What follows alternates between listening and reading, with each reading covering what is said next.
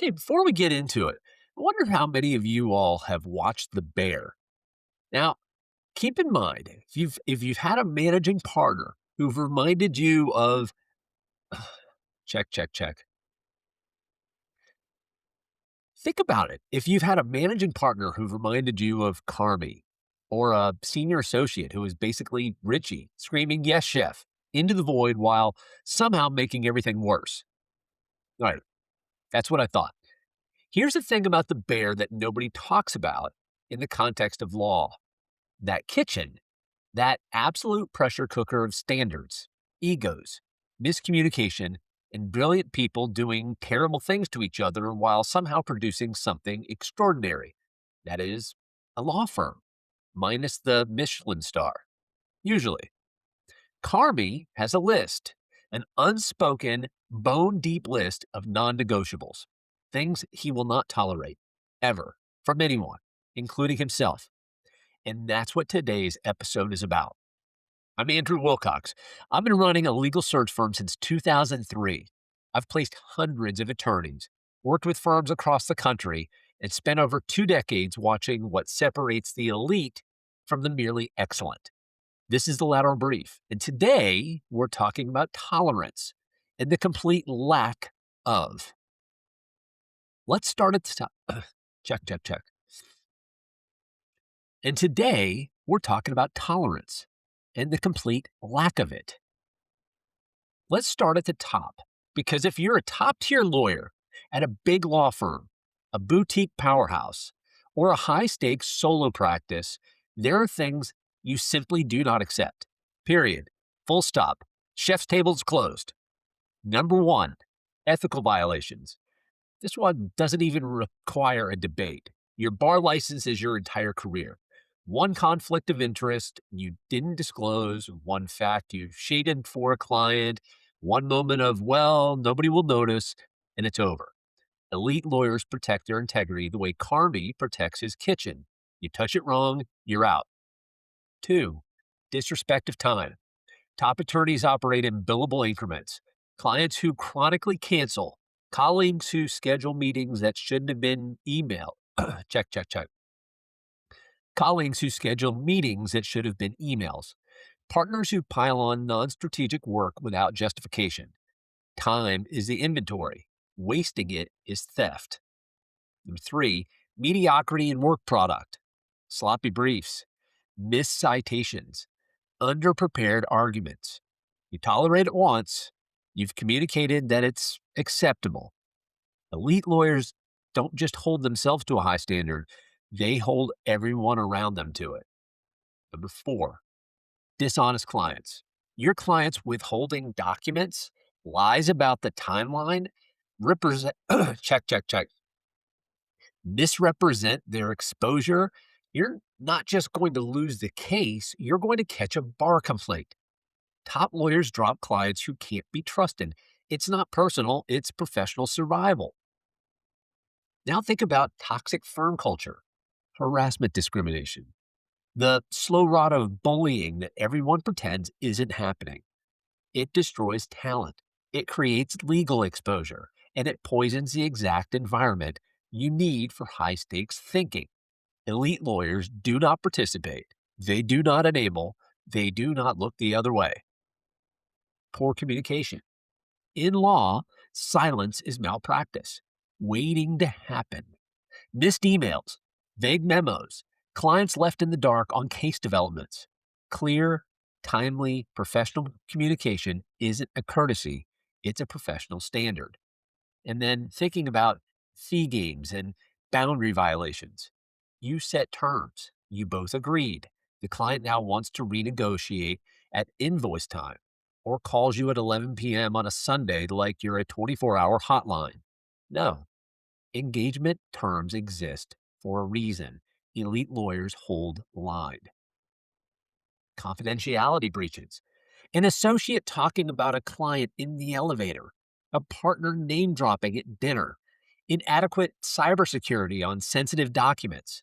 Zero tolerance. Zero exceptions. This one's not gray.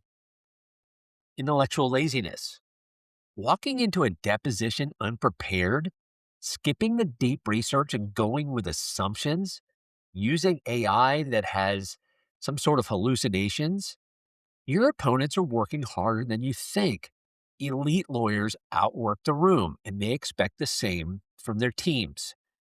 And then fear based strategy.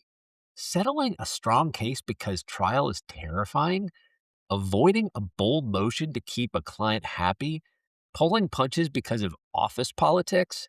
Fear produces mediocre outcomes. The best lawyers pursue the right strategy, even when it's uncomfortable, unpopular, or risky, especially then. Now, thinking about what elite lawyers should tolerate. Now, here's where check, check, check. Here's where things get interesting. Because the other side of this conversation, what elite lawyers should tolerate, is just as important, maybe more. Tolerating uncomfortable feedback.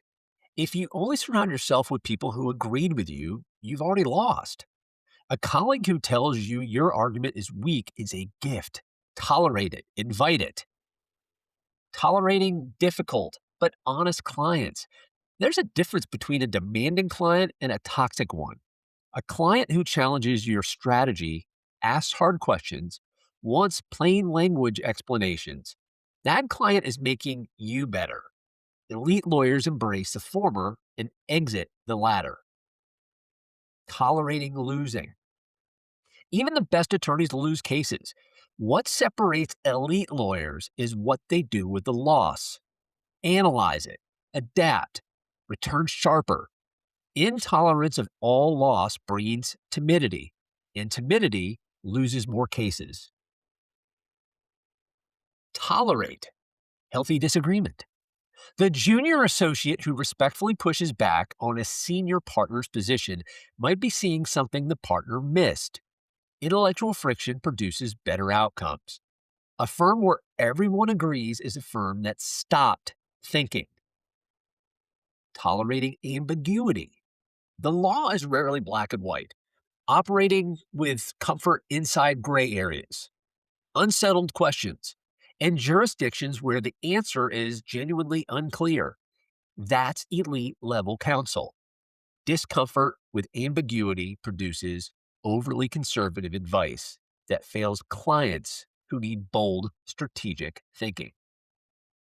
Tolerate the grind, the unglamorous document reviews, the repetitive contract drafting, the regulatory filings that no one will ever notice except opposing counsel.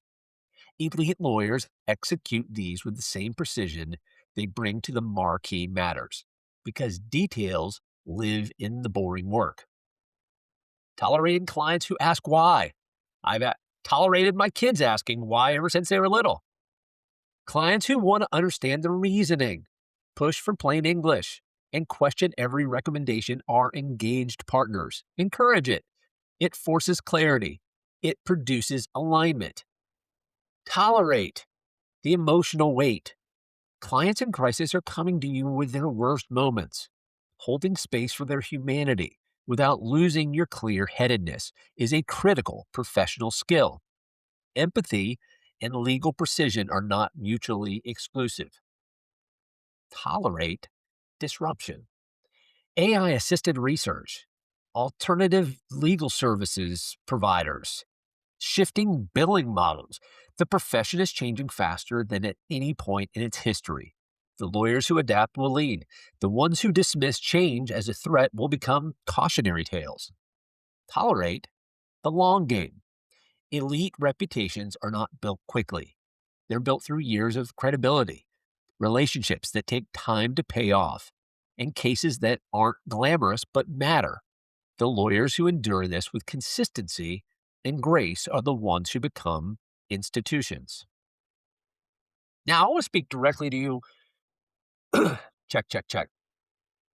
Now, I want to speak directly to the legal recruiting side of this because I've lived this for over 20 years, and there are rules I operate by, non-negotiables, my list, what I will never tolerate. Firms paying less than the agreed upon fee. That's a contract. It's not a negotiation that reopens after a placement. I enforce it every time. Candidates taking more than 2 weeks to complete a lateral questionnaire. If you can't prioritize a standard document when you've committed to a search, I'm learning something important about how you manage competing priorities. Anyone, candidate or firm, going dark for more than 24 hours when we're in an active process, when submissions are live and interviews are moving. Radio silence is not acceptable. I set the expectation at the start of every engagement. Dishonesty from either side. A candidate misrepresenting their book of business or their reason for leaving, a firm misrepresenting the compensation structure or partnership track, I exit the relationship immediately, every time. Candidates or firms going around me. If a firm contacts my candidate directly to cut me out, or a candidate negotiates around my involvement, that breaches a professional trust. My agreements address this explicitly, and I enforce them. Firms sitting on submitted candidates for weeks without a response. I follow up, I escalate, and if a firm consistently treats submissions as market intelligence rather than serious hiring action, I reassess whether they deserve access to my pipeline. And firms that go silent after check, check, check. And firms that go silent after interviews, 48 to 72 hours for feedback, that's the standard, not the exception. Leaving a candidate in silence after an interview is unprofessional, demoralizing, and a reflection that's poor on process. Check, check, check. I push for it aggressively, and I make clear to firms it's a condition of the relationship. Now, what I tolerate and I embrace. Candidates who need time to think. Lateral moves are consequential. I'll give thoughtful candidates the space they need. The best placements are never rushed. Initial hesitation. Cold feet mid-process is human.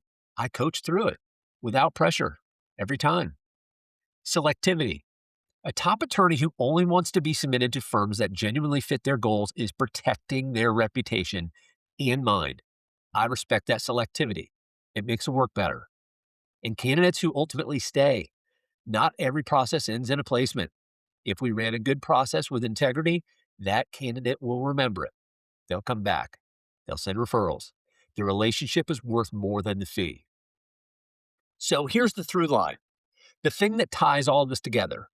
Whether you're a big law partner, a boutique litigator, or a legal recruiter who's been doing this since 2003, tolerance, applied wisely, is a form of strength. Tolerate the things that make you grow. Discomfort, challenge, ambiguity, loss, disruption. Those are tuition. They make you sharper.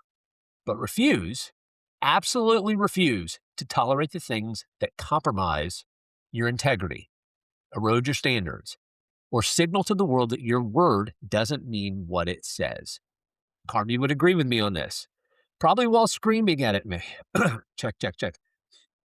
Probably while screaming it at me. I'm Andrew Wilcox. This is the Lateral Brief. If this resonated with you, share it with someone who needed to hear it. And if you're a lateral attorney thinking about your next move or a firm looking to grow your team the right way, you know where to find me. If you'd like to reach out, my number is 850-274-7849, or email me at andrew@wilcox-legal.com. As always, grateful, Andrew Wilcox.